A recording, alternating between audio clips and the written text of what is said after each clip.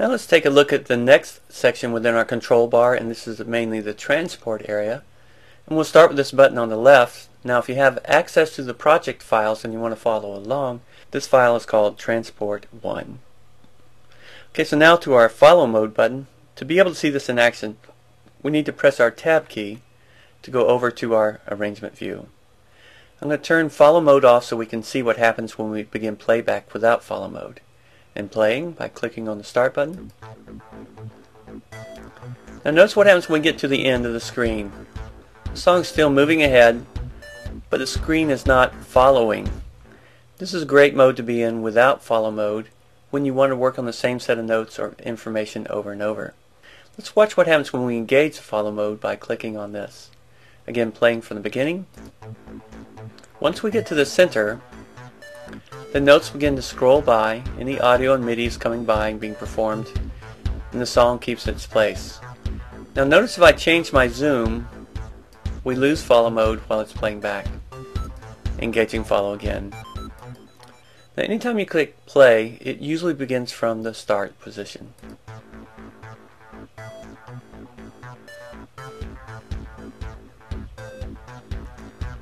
And stopping. Now we can see our current position here. This is our arrangement position. We're in bar 5, after the first beat, after the second fragment of the first beat. So here's measure 5, after the first beat, but before the second beat. We can see that. Now if you want to jump to a certain position, you can enter a number, 7, period, 1, period, 1, and return. And playback will begin from there. Additionally, you can click and hold and go to a current position that way. And click play. Now notice that even if I jump ahead, when I click play again, it goes back to that memorized bar 23. Now to reset that to the 111, simply double click on your stop button. So again, your play button begins from a current memorized location, usually 1-1. Even if you click on it while you're playing, immediately takes you back to the beginning. Stop once stops you and maintains your current position. Stop twice takes you to the beginning and resets the memory to 1.1.1. Next to that is our global record button, and this allows us to either A, build a new arrangement, or in this case we already have an arrangement. Let's add in some additional information.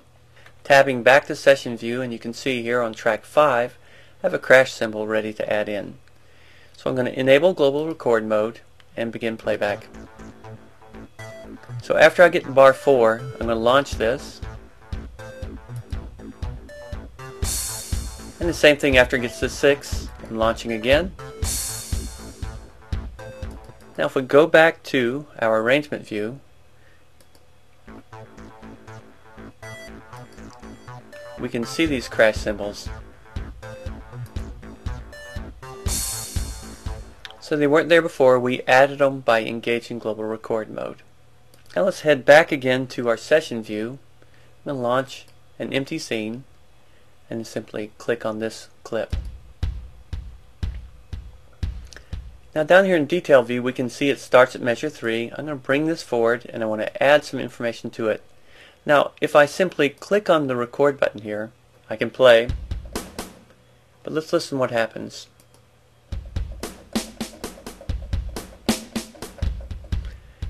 It's adding it in so we can audition, but we can't actually record it. I'll turn on my metronome so I can hear the click and enter overdub mode. Again, the function of overdub is to allow us to add additional MIDI information to an existing clip.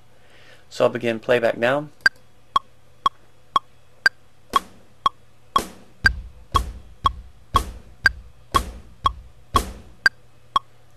Come back around and add some more clicks, kick drums.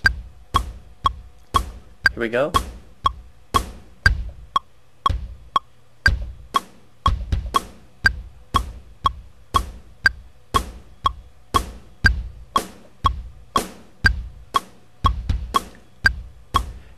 Now if I want to practice, I'm going to turn overdub mode off.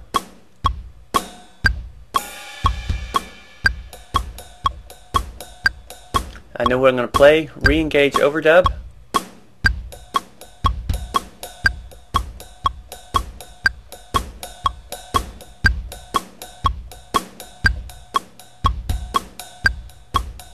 Again, I can practice, overdub off,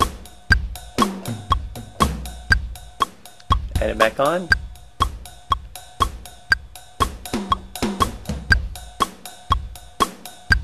So now we've added in cymbals, snare, additional kick drums, and some toms. Okay, so that's overdub mode. Next to that is back to arrangement. So we've added some things in by playing these toms and etc. Turn off some clips. Anytime I want to go back to my last recorded arrangement, I simply click on this BTA, and now when I play from the beginning, we're back to what we started with.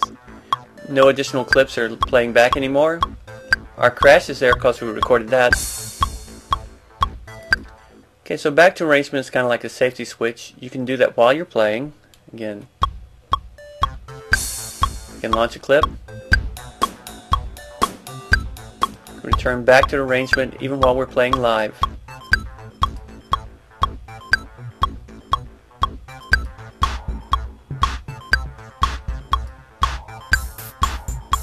And back to arrangement.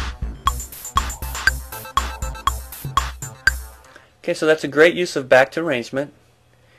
In our next section, we'll pick up with global, quantize, and draw mode. And then we'll move on to this section over here, the control bar also.